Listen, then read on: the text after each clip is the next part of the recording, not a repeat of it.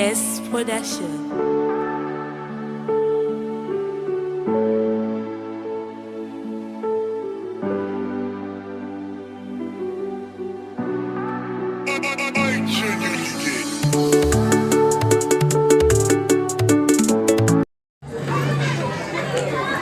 Monsieur le parrain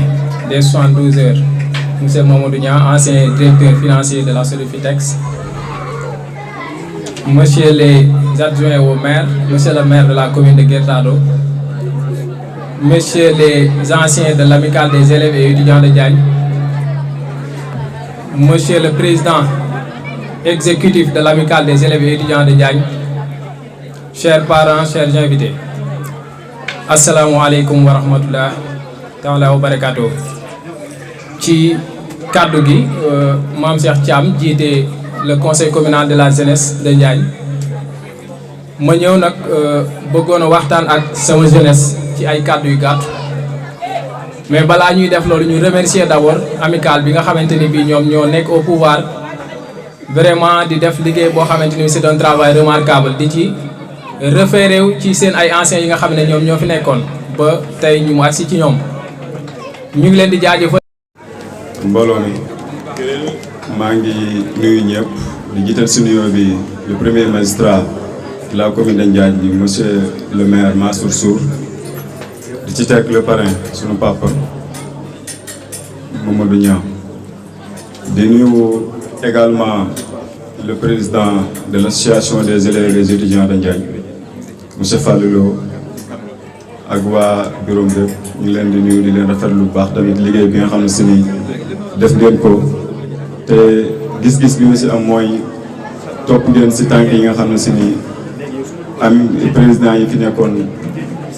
jaaru nañ fi. man nag benn message bu simple rek lay lancé comme l'ancien président jaar na fi wax na lépp li may wax nag mooy comme partenaire yi nga xam ne si nii ñoo nekkoon séq ak liggéey ci amicale bi te jàpp naa ni partenaires yooyu ba léegi ñoo fi nekk mais tamit partenaires yooyu ay doomi Njaañ la ñuy jàppale comme pourquoi pas tamit population Njaañ war a mën a jàppale seeni doom li ñu di jàppale nag lu simple la Asifor chaque année dina dugal mat 100 000 francs ci association mais pourquoi pas tey jii nii bu fekkante Asifor am na 1000 nangam abonnés yoo xam ne ñu ngi ci commune bi facture ndox chaque mois day génn bu fekkante facture boobu noonu étudiants yi dem nañ def seen recensement ci ay kër xool père de famille bu nekk waxtaan ak moom nekkukat ñun étudiants yi dañoo bëgg ngeen dimbali ñu ci li nga ñuy dimbalee mooy kat facture bu ñëw bëgg nañ kat ngeen may ñu ci 100 francs Asifor bu ko defee père de famille boobu noonu bu mu génnee facture am dinañ ci yokk 100 francs pour étudiants yi bu boobaa Asifor dina ko teel étudiants yi xam na ni chaque année bu fekkante dina am ay 700 nangam abonnés je pense que daan bi xaalis la chaque année comme bu boobaa tamit loolu noonu dinañu mën a permettre dara mais tamit man nanguma chaque fois ñu ne partenaires yi ay Alé Thiam ay Asifor ay ñeneen ak ñeneen mais pourquoi pas tamit population bi mën a jàpp ci association des élèves et des étudiants de Ndiaye loolu daal laa xam ne amoon naa xol boo xam ne dugaloon naa ko ci lu yàgg ci man ma ne woon force ma lancé ko pour tamit ñoom ñu mën see gis seen bopp ndaxte daanaka Fallou du ko wax xëy na wala président Iba du ko wax man mi jaaroon naa fi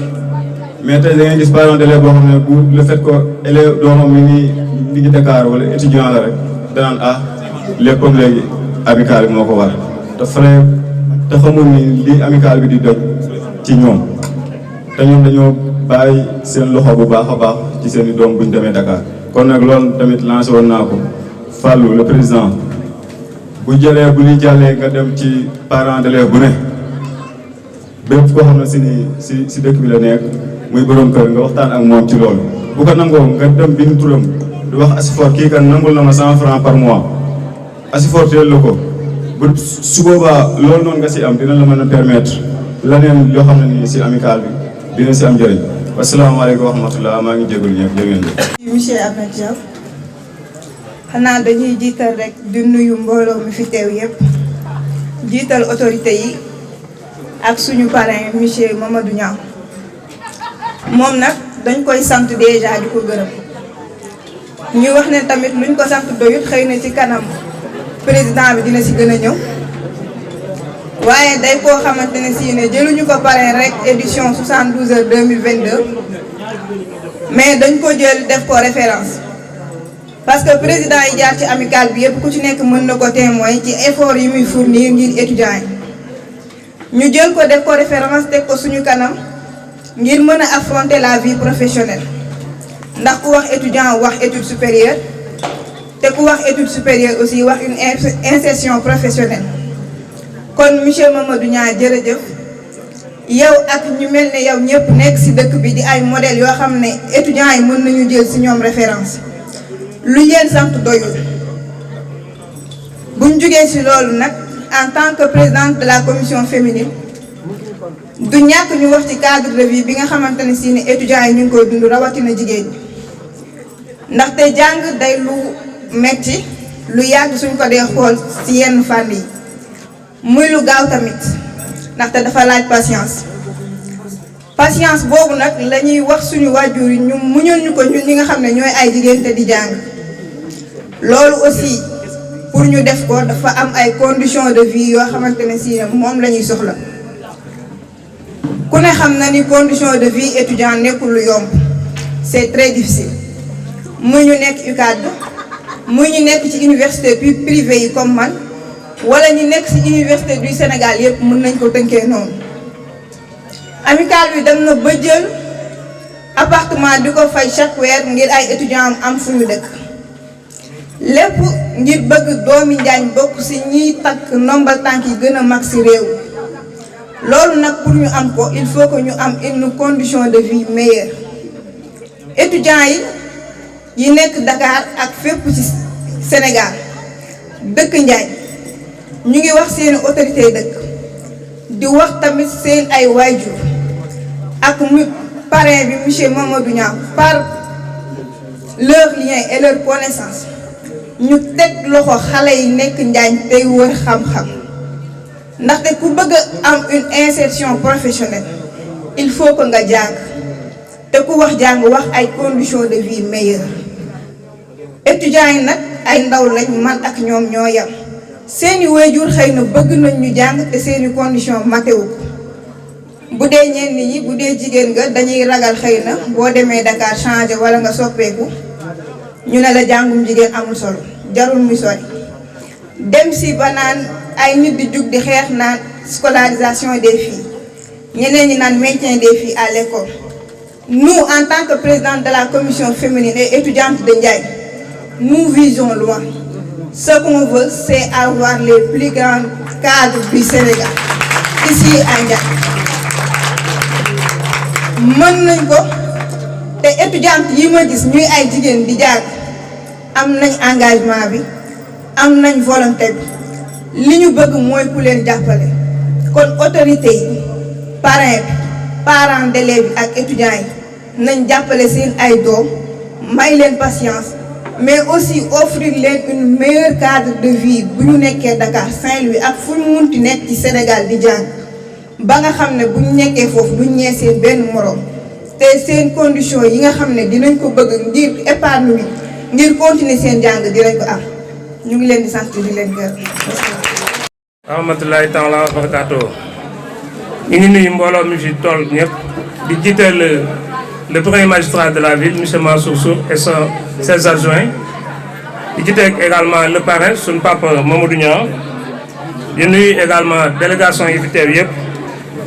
di jël suñu kàddu di ko wax ci turu anciens élèves et étudiants de Ndiaye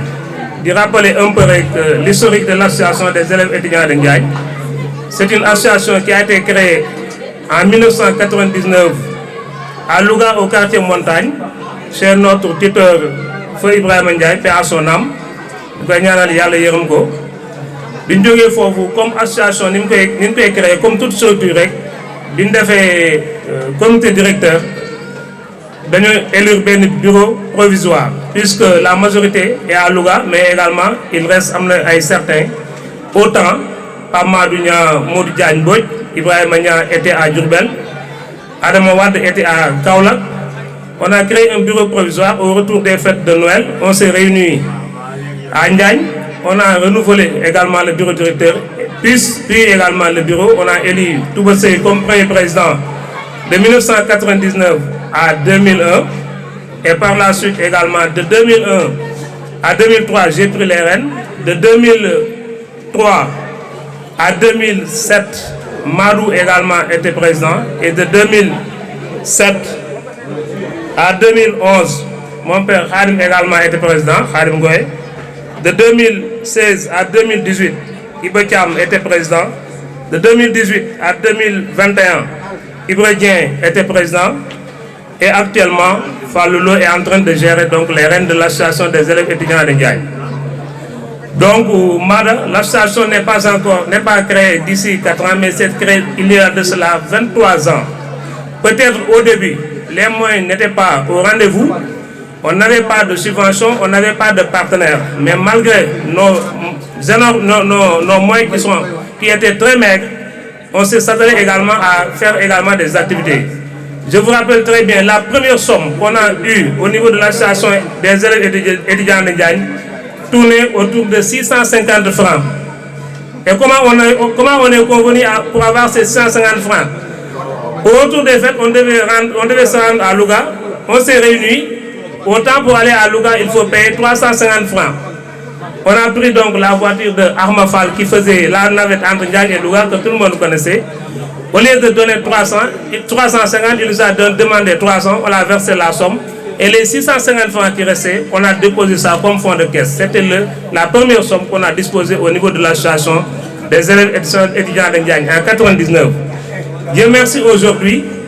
je dirais également avec l'avènement donc de Mansour, l'association a connu une tournure nouvelle. Il faudra l'apprécier, il faut avoir le courage de le dire. C'est grâce à Mansour également que l'association s'est mis également dans ce niveau-là. Maintenant, s'agissant également du parrain, donc c'est notre père,